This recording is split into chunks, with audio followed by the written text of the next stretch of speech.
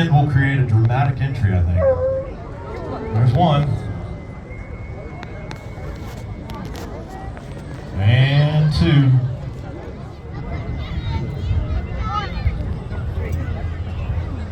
And three. How about a big round of applause for that entrance? I think they did it very well. We do have a little bit of wind kicking up this afternoon. It looks like it's coming out of the west, so we got a front out there, and I know you're all anxiously awaiting the arrival of that weather, but these birds are good at using that wind. They're perfect build for it. These are called Harris hawks, sometimes called bay-winged hawks for that reddish coloration you can see on their wrists. They're soaring birds, so they've got these big broad wings that they can use to trap that wind and hot air to cover long distances. We work primarily with the group of birds that are commonly known as birds of prey, also sometimes known as raptors for that grasping-footed killing approach.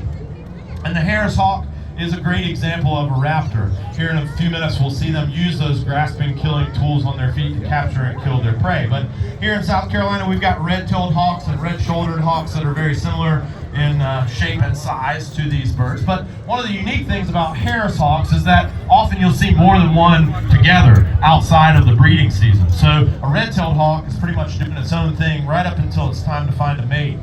But Harris hawks are one of the few species of birds in the world that actually cooperate. They work as a family unit, 5 or 6 birds together in some cases, and that allows them to do things that they wouldn't be able to do on their own. Specifically, it allows them to catch prey larger than they are. Birds, light animals, right? These are giant birds in terms of all of the birds on the planet, and the larger of the male and the female, which is this female here that just took off, she only weighs about 2 pounds.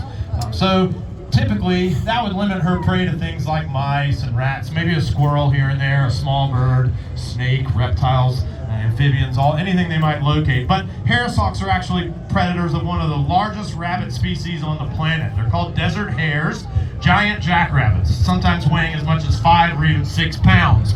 That's 3 times the size of the largest Harris hawk out there. So how does this small predator take care of such large prey? Well, they do it as a team. Just like a lion or a wolf, they work as a family unit. They combine their efforts to take down that prey, and as a team they are able to be successful. You might notice that they have a kind of strange coloration on their back. That white stripe and white patch on their tail is a way that they can communicate to one another about location. So they know which direction their teammates are moving in, they know where their teammates are located, so they can coordinate their efforts appropriately. So one of the things to point out problems-wise, we'll start with the most common issue that we see in our avian medical clinic. Most of the birds that we treat in our hospital, the most common reason that brings them to us is collision with a vehicle. Most of you got here today in a car, you'll leave here today in a car. When you're driving down the highway, you've probably seen it before. Birds like red-tailed hawks perched on those utility poles right by the highway edge. And unfortunately, the inevitable is bound to happen. They're bound to be involved in collisions with vehicles. We can do a few simple things about that. We can make the roadway less attractive for prey animals by keeping it clean. Don't litter the highway edge, and clean up after those people that do litter the highway edge. And we can think about managing the landscape there on the highway edge a little more effectively to discourage prey and predators alike. Obviously, we want to be cautious while we're driving as well. That would be the thing that goes without saying. So for the next part of the demonstration, I'm going to need a volunteer. I'm going to need a young lady volunteer because I think I chose a gentleman, didn't I, this morning? Didn't I have a gentleman this morning? Or did I have a lady this morning? I had a lady this morning, so I need a gentleman this afternoon. Sorry, ladies, my bad. Let's see, you can be my guy because you've been helping me all afternoon. I appreciate it. You come on in, buddy. What's your name? What's your name? Jaden? It's good to meet you, Jaden. So the Center for Birds of Prey is a non-profit organization. What that means is that our resources are limited by what our community gives us, and we take a great advantage and opportunity with our community to do a lot of work that we couldn't do with just a paid staff. That's why we love volunteers like Jaden here. Most of the work we do is done by a volunteer staff. All of our medical care, all of our educational programs are supported by volunteers. I'd encourage you to come into our tent and learn more from those volunteers themselves, talk to them about their experiences and see whether that might be something you're interested in helping us with. But for today, our newest volunteer, Jaden. So do you know what you volunteered to do? No, that's good. I like bravery in my volunteers. So you're game for anything, right? Doesn't matter what it might be. Could be a good thing, could be a bad thing. So I got some perches covered in bird poop in here. I'm going to need you to help me clean them off. Can you? I'm only kidding, Jaden. It's much better than that. Today, Jaden, you have volunteered to be the rabbit for our demonstration. The rabbit, he says. Yeah, so do you remember what Harris Hawks like to eat? Would you all please remind Jaden of what Harris Hawks like to eat? Rabbits. They eat rabbits. Ah, and there's 3 of them out here, and they're hungry, and you're going to be the rabbit. Sound good? Sounds good, right? Yeah, come on. Come on. So actually, you're just going to be the power for our rabbit today. We don't have a real rabbit. We have what we call a dummy bunny. See him in there? He's a rolled up ball of carpet. He can't run for himself. That's why I need you. So, Jaden, I'm going to give you this handle here. And when I tell you to, what I want you to do is I want you to run around this arena like a rabbit would run. You're kind of trapped here, right? This is not good odds for you, but you're going to do your best, right? You're going to run around the arena. You're going to do your best to stay alive as long as you can. Okay? So we all know what's going to happen, right? The birds are going to see the rabbit. They're going to fly in. Now, when they catch you, Jaden, all you have to do is when they catch the rabbit, all you have to do is let go of the string and come back to us and your family. How do you let go of that? You just drop it, right? When they catch that, you drop that, okay? Sound good? Anybody you want to say goodbye to before you go? Yeah, let's all wish Jaden good luck. We're going to get these Hawks into good position. Don't go yet, but you might want to stand up and get ready. Do some stretches. I don't know, limber up. Yep, are you ready? Are we ready? On your marks, get set, go. Here goes the rabbit. Won't take long. Oh man, he's living a long time. Oh, but here comes the female. She's ready. Oh.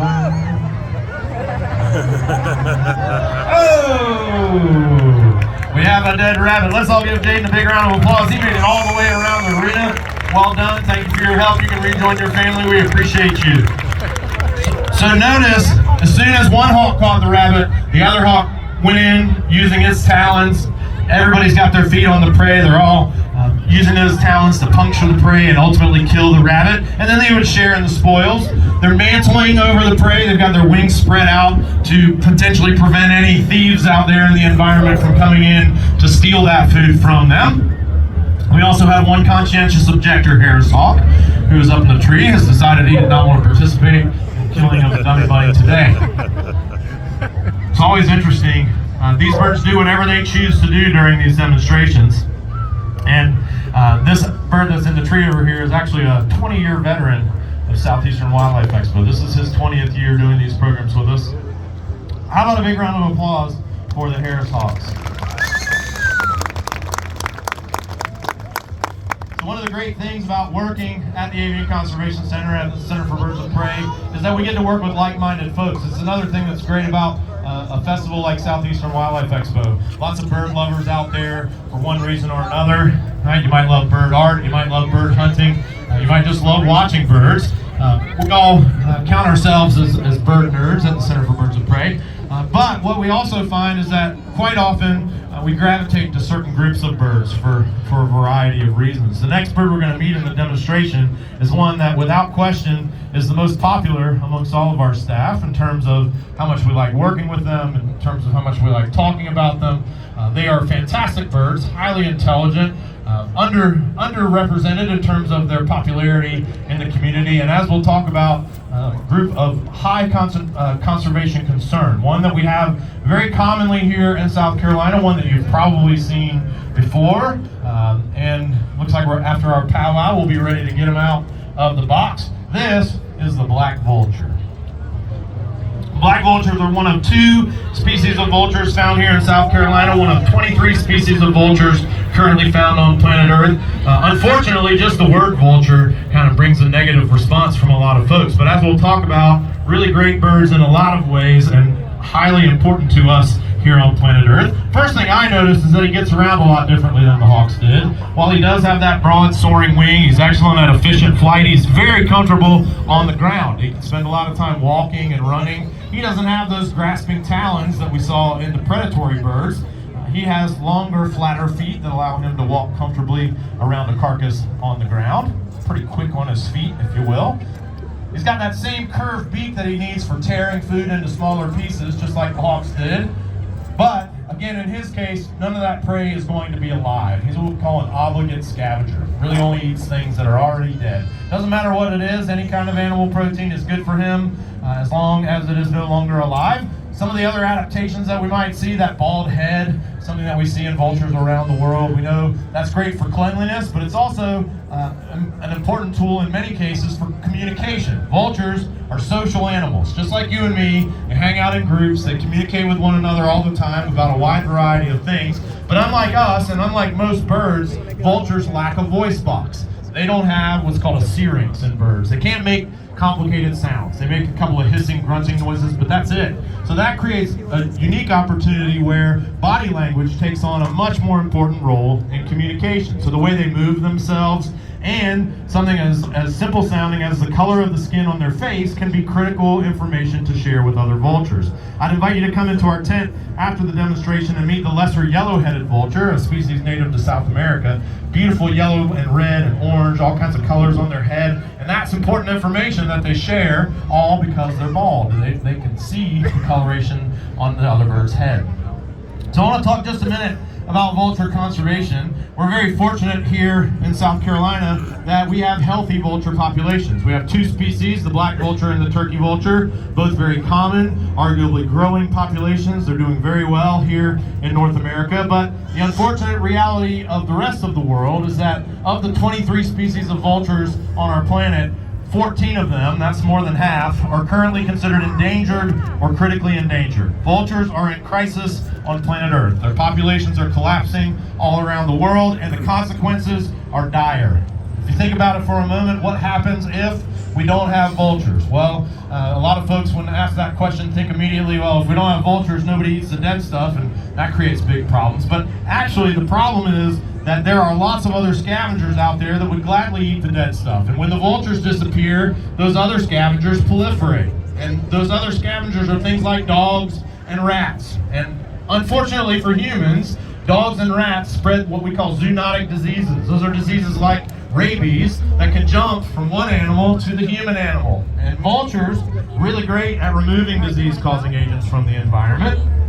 Other scavengers, on the other hand, dogs and rats, for example, not so good at removing disease-causing agents, spreading those diseases. So, what can we do to protect our vultures? We need to understand the problems that they face. The majority of problems facing vultures on the planet are related to poisoning.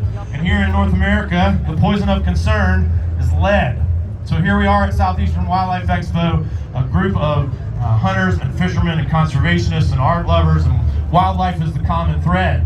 But right now I'm talking to you hunters and fishermen. The majority of vultures and eagles that come into our avian medical clinic are suffering from the effects of toxic lead that they ingest in the environment. Where is that lead coming from? It's coming from the ammunition and fishing tackle that we're leaving in the environment. So, know that. That's all we can ask, right? I'm a fisherman. I just converted my entire fishing tackle box from lead to non-lead fishing tackle. I know a lot of hunters that have made that same conversion, getting away from lead. If these birds eat the lead, they will get sick and they will die. I've been using this specific example in all of our demonstrations this weekend. I talked to a DNR law enforcement agent who brought a bald eagle to our avian medical clinic a few weeks ago. He found it at Santee Coastal Reserve, a property up on the north coast. And unfortunately, I had to give him the bad news that that eagle did not survive. The only thing that led to that eagle's death was lead. There were no other issues, no other illnesses, wasn't hit by a car, wasn't tangled in things, just ate lead. And unfortunately, it killed him. So, know the consequences of your actions, right? Obviously, we want to be responsible to wildlife. We want to protect those animals that are so critical to us, and it's an easy enough thing to do. Clean up after yourself. Bury the remains of your carcass if you're not going to use non-lead ammunition. Make sure you can safely collect those animals that you do harvest, and even better yet, make a transition to non-lead ammunition or fishing tackle. Stepping off my soapbox now. All right. How about a big round of applause for the black vulture? I think one thing we can all do is next time we see a vulture, spread some love. We've got some stickers in our tent there that say, "I love turkey vultures." We'd love for you to slap one on, wear it around for the weekend, help people appreciate and understand those birds a little better so that we can do a more effective job of keeping them a common neighbor here in South Carolina. So for our next bird, we're going to talk about another division of our operations at the Avian Conservation Center. We've talked about our avian medical clinic. We've talked about the Center for Birds of Prey, our educational arm. We've talked about the volunteer program. But for this next bird, forward, we're going to talk a little bit about a relatively new component of our operations that was founded out of an incident that occurred in 1999 outside of Georgetown, South Carolina. I hope many of you are familiar with Georgetown. Some of you maybe even be from Georgetown. It's a great part of the North Coast. Unfortunately, in 1999, a tanker that was moving through the waters of Georgetown spilled oil into the waters around Georgetown County. Oil spills are a common occurrence in coastal areas. Here in South Carolina, we have a great deal of port activity, and those oil spills are something we need to be prepared for. This spill in Georgetown involved a number of birds that were injured and in fact died, and as a consequence, the company that was found responsible had to pay a fine to the government for the breach of the Migratory Bird Treaty Act. And that fine money actually came to our center to build an arm of our medical clinic that we call the South Carolina Oiled Bird Response Facility. It's a wing of our hospital where we're prepared to deal with birds in the event of the next oil spill. We've dealt with a few over the years, but it's a specialized wing with all kinds of water quality upgrades and air quality upgrades so that we're ready to treat those birds in the event of a spill. What we realized was that the birds involved in the spill were not likely to be the birds we were used to working with. We started with eagles and osprey and falcons and vultures and hawks, and we realized that birds in an oil spill were likely to be pelicans and egrets and herons and loons and grebes, these water birds and wading birds and shorebirds. So we had to broaden our understanding of those birds and start working with a different group. This next bird will be an example of that group. This is actually a stork. We're going to make some comparisons between this stork and the other birds that we've seen. This is the smallest species of stork found on planet Earth. It's called a white-bellied stork, native to sub-Saharan Africa. Very similar to our native wood stork here in South Carolina, one that you may have seen if you're lucky enough. So you'll notice right away that he gets around on the ground very comfortably like the vulture, with even a more extreme leg. He's got very long legs and very long feet to keep his body out of the water and help him to more efficiently thermoregulate. The thing I noticed right away is that his beak is different from anyone we've seen thus far. We saw the hawks and we saw the vulture. They both had those long curved beaks for ripping and tearing prey into smaller pieces. This guy has a long spear-like beak. He is a predator. He is a bird of prey, if you will, but he's not a raptor. He's a bird that uses his beak to kill his food. He's got that long spear-like bill that he punctures his prey and then often swallows it whole. He doesn't have the ability to rip and tear like we've seen in the other birds. Prey for a species like this would be anything from a small fish to reptiles and amphibians, aquatic invertebrates, land invertebrates, whatever he can catch and eat, but all animals, no seeds, no berries, just an animal protein diet. Interestingly, like many of the storks and many of the other water birds and wading birds, the white-bellied stork is a social species. Another one that is lacking a voice box, so like the vulture, body language is very important. When you see him up close, you can see that bald face that is brightly colored, and you can utilize that to communicate, along with the way that he moves his body. These are often seen in very large groups, sometimes numbering in the tens of thousands. So like our native stork, we'll see them hanging out together around those water features where they can locate prey. So, a couple of things to mention while the stork is finishing his wrap-up. If you haven't already been into our tent to visit with us, we would love to share more about what we do and more of the birds that we have. We'll be here in Marion Square until about 5 o'clock today.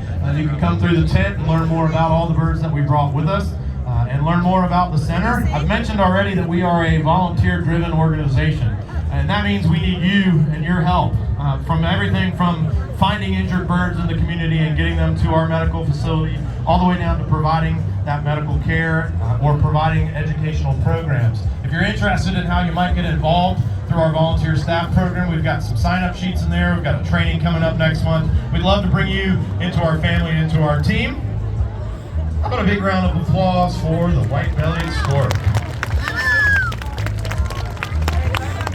All right, as we're making this transition, I want to talk a little bit about numbers and about 2026 and about an issue that I'm hopeful can go away because it's one that's quite shocking. I did some looking at our numbers over the last week or so just to see what we've seen already in 2026, right? We're in the second week of February. We've already seen close to 200 birds through our avian medical clinic doors this year. That's a lot. That's that's on track for well over 1,000 birds for the year. The real shocking fact, though, is that more than 10% of the birds that we've admitted already this year are birds that came into our hospital after having been shot. I'm a hunter, I'm a fisherman. I grew up in the woods with a gun in my hand, but I was taught a set of ethics by the people that trained me to hunt, that there were certain animals it's okay to hunt, right? We follow the law, we follow hunting seasons, we follow ethical practices. None of the birds that came into our hospital that have been shot are birds that have a hunting season. They're all protected species. It's illegal to shoot any of them. None of them are species that are easy to misidentify as a bird that would have a hunting season. Just to give you some examples of the birds that came into our medical facility after having been shot: red-tailed hawk, great horned owl, great blue heron, brown pelican, bald eagle, red-shouldered hawk. These are all native species to South Carolina that we shouldn't be shooting. I shouldn't be here talking to you about this in 2026. And I'm only telling you because I want you to share any feelings that you might have with those friends of yours that might be teaching a young person about the sporting life, right? Hunting and fishing require training. They require ethics. We can't expect to have this wildlife to enjoy if we continue treating them like expendable things that we can just go out there and do what we choose to. So, I'll step off my soapbox again, but I thought it was important to share that information with all of you. For the next two birds, we're going to shift gears again back to the raptor world, so we're back into the foot-grasping predatory birds. Any of you that have seen our programs here at Southeastern Wildlife Expo over the years know, I think probably, that owls and seaweed don't really go together. This is not a match made in heaven. This location is a real challenge for owls out in the open, in the middle of a field during the middle of the day with hundreds of big scary predators staring you down. It's an intimidating place to be, but we're always hopeful. Every year we bring a variety of owls to give them a shot at flying in a demonstration here at Marion Square. And this bird is in his third or fourth demonstration here this year, and he's given us some good flights, but we count it all as practice. Every time we ask him to do something and he does it and gets rewarded, that increases the likelihood that he might do that again for us in the future. But just to set up your expectations a little bit, we may have seen all the moving that we're going to see from this owl. Well, we shall see. This particular species is a native of northern Africa. It's called a desert eagle owl, sometimes called a Pharaoh's eagle owl. It's a close relative of our native great horned owl that we have right here in South Carolina. This is a bird that was hatched at the center as a part of our conservation breeding program. We know that in many cases these species are declining in populations around the world, and one of the tools that we have at our disposal to help ensure that we don't lose animals like this on our planet is the ability to breed them under predictable captive circumstances. This bird hatched at our center 7 or 8 years ago, 2017, so almost 10 years old, and he represents a couple of things. First, he represents the understanding of how to breed desert eagle owls in captivity. We have a little bit of information. We know what it takes to get them to breed. It's not always as simple as put a male and female together and they will reproduce. In some cases, they need more complicated arrangements. He also represents genetic information in captivity. He will not be released back into the wild. He was raised in a way specifically to be utilized as an educational ambassador, but he could reproduce and his offspring could be utilized in the event that the desert eagle owl populations decline to the extent that they need that supplemental support in the wild. So we're going to try something a little different here, and I bet we're going to get a much different result. Anybody notice what we changed? There's one important change, and it had to do with the way that flag is moving and the way the wind is blowing. Birds don't like to fly with the wind at their back. They like to fly face into the wind, just like any good pilot. And so what Siobhan did there was she shifted that A-frame just a little bit to give him an into the wind flight direction, and he did it right away. So we'll do that very same thing and get another flight, hopefully, from this guy. One more thing to talk about with this bird, specifically as it relates to our native eagle owl here in South Carolina, and a problem that we're seeing in raptor species all over the world, but right here in our own backyard. The great horned owl is our native eagle owl. We've already treated several great horned owls this year, and last year we treated about 40 of them in our hospital.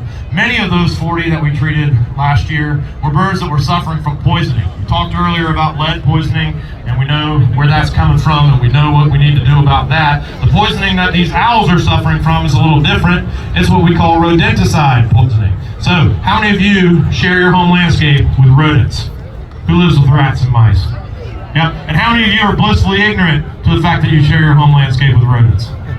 Yeah, all the rest of you. Yeah, if you didn't raise your hand for the first question, the second question is the reality, right? They're everywhere. They're around you whether you like it or not. And you're actually looking at some of the best rodent control in the world. A bird like this could eat hundreds of rats every year, no problem. They're very good at doing it. They're evolutionarily programmed to catch those rodents, but humans, we're pretty crafty creatures, and over the years we've developed some other ways to control those rodent populations, one of which is a pretty convenient seeming solution, what we would call rodenticides. The products are technically called second generation anticoagulant rodenticides. You might see them referred to as SGARs. These are products like Decon, those bait traps that you might see stationed around the big box stores or around the fast food restaurants. You might even have them at your home. They seem pretty convenient, right? You just put out this box with some poison in it, the rodent comes in, eats the poison in the box, wanders out, goes off somewhere to die. The problem comes between eating the poison and dying.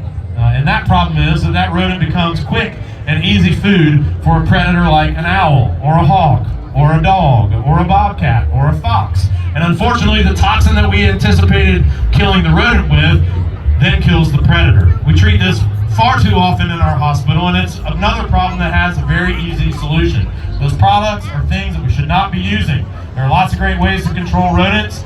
You can prevent them from coming into your home in the first place. You can use something like a snap trap if you've got a problem, but those rodenticides ought to be something that we can phase out of use throughout the community. An important way to start that process, again, is to educate you as to the effects of those products and to give you the call to go out there and look and see where you see those things. Notice where you see the bait traps. I was driving around some big box stores the other day and I saw dozens of them around the outside of the building. They're everywhere.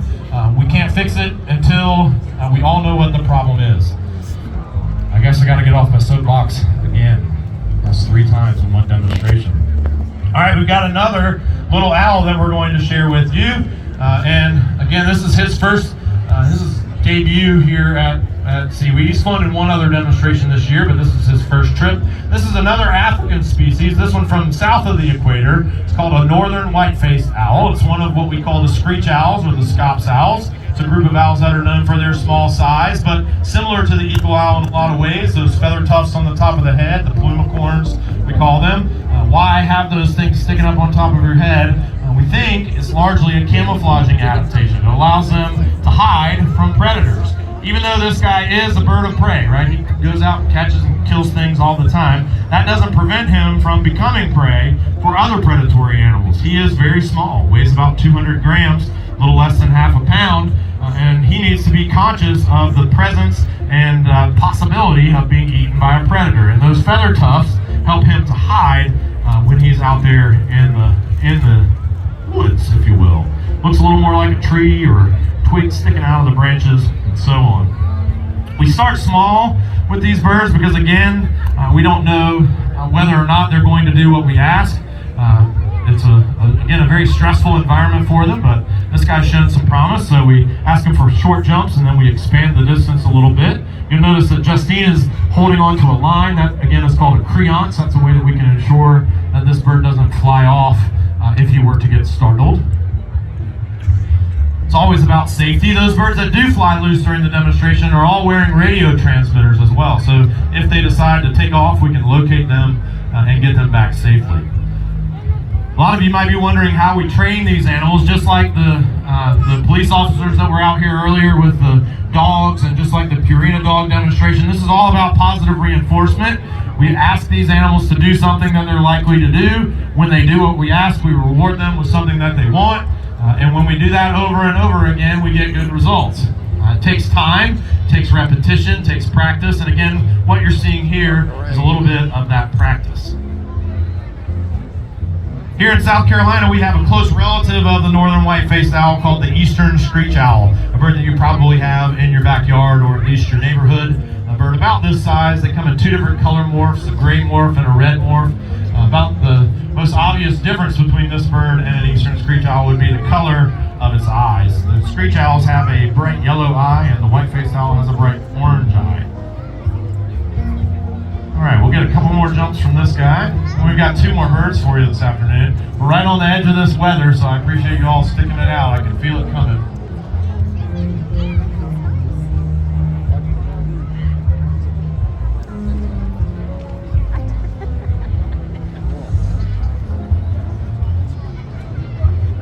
How about a big round of applause for our owls? I know it didn't seem like much, but it really, really is. If you're interested in more owls, again, come and visit us at our campus in Allendale. We include owls in all of our flight demonstrations. We also have an afternoon demonstration every day that we're open that is dedicated entirely to owls. We also have some special events throughout the year. One of them is called Owls by Moonlight, a pretty descriptive title for the event. It's an evening program, a little bit like a cocktail party with owls in flight. We offer those 4 times a year. You can learn more about them on our website, centerforbirdsofprey.org, or by coming into our tent and signing up for our mailing list. So this next bird is another that is in training. He's shown great promise this year at Southeastern Wildlife Expo. So great that we suspect that he will be included in all of our off-site demonstrations in the future. Maybe he'll be flying loose at next year's Southeastern Wildlife Expo. This is one of the falcons. Some of you may have visited our programs here in Marion Square where we had unauthorized field trips, and it's almost always a falcon that flies off. Anybody at one of those programs where they usually happen on Saturday morning when the weather's beautiful and it's windy and then the falcon flies off, then we have to cancel our Saturday afternoon demonstration. Some of you may sound familiar, right? We've learned over the years, this is our 20th year here at Southeastern Wildlife Expo, and we've learned over the years to be conservative. We don't want to spend our afternoon chasing falcons around Charleston. We want to provide as exciting and safe a demonstration as we can. So this bird, like all of the falcons that we've shown this year, will be on a creance. The last bird that we show will be in pre-flight as well. But this guy is a bird that hatched earlier this year, actually in the summer. He's one of the falcons, and the falcons are the high-speed diving birds of prey. This particular species is a native of the southwestern United States. It's an endangered species here in our country. It's called an aplomado falcon. Very similar in many respects to the peregrine falcon and the American kestrel that we see commonly here along the coast in the fall and winter in South Carolina. And what Justine is going to do is very similar to what we did a few minutes ago with the rabbit in the demonstration, except in this case, falcons aren't rabbit hunters. Falcons are bird hunters primarily. So the lure that she's going to use is a pair of wings attached to a long string with a food reward tied to it. So she's going to take that pair of wings out, swing it around, and the falcon is going to chase it. Now the extra element of having the safety line on the bird creates a unique challenge. So this is as hard as it gets in terms of training birds of prey right here. What you're about to see might not seem like much, but it is as challenging as anything. I'm setting these two up for something great. All right, up he goes, and down he goes. There he goes. Out the lure, and a catch. And no one was tangled in the line. Spectacular. So, as you can see, just like the Harris hawks, he catches his prey in his feet. He's a raptor. He takes that food to the ground, he surveys his surroundings to make sure he's safe, and then he starts to eat. It is important, again, to note, just like the white-faced owl, this is a small bird. He is very vulnerable to attack from above. In our demonstration this morning, we had a Cooper's hawk fly over. Cooper's hawks are bird hunters, and they're looking for opportunities like this. Find another bird on the ground with prey in their feet, come in and take both. 2 meals for the price of 1. We actually had it happen here at Wildlife Expo a couple of years ago. We were flying a falcon, and a wild Cooper's hawk came in and landed on the ground and challenged the falcon to his meal, all with all of us staring at him. It was a pretty amazing event. But the falcon has to be alert and aware and to make sure that he stays safe. He's also got a really cool adaptation that we see in a lot of the falcons that protects him while he's eating. Eating is the most vulnerable time for a bird like this, when he takes his eyes off of the surroundings and starts looking at his food. But he has a pattern in the feathers on the back of his head. We call it an occipital face. Basically eyes on the back of his head, looking out when he's bent over feeding to fool those other predators into thinking that he's still watching and that maybe now isn't the best time to make an attack. So we're going to give him one more catch. and then we'll call it a wrap up with him for Southeastern Wildlife Expo 2026. I've mentioned it a couple of times, but we are located in Allendale, South Carolina, about 15 miles north of downtown Charleston, just north of Mount Pleasant. We're open Thursdays, Fridays, and Saturdays for educational programs. Another great catch. And we're open 365 days a year to treat injured birds, both raptors and shorebirds, wading birds, pelicans, herons, egrets. If you find those injured birds, call our dispatch line. We'll help you get those birds to care as quickly as possible. How about a big round of applause for Audrey and Justine and the Apple Motto Falcon?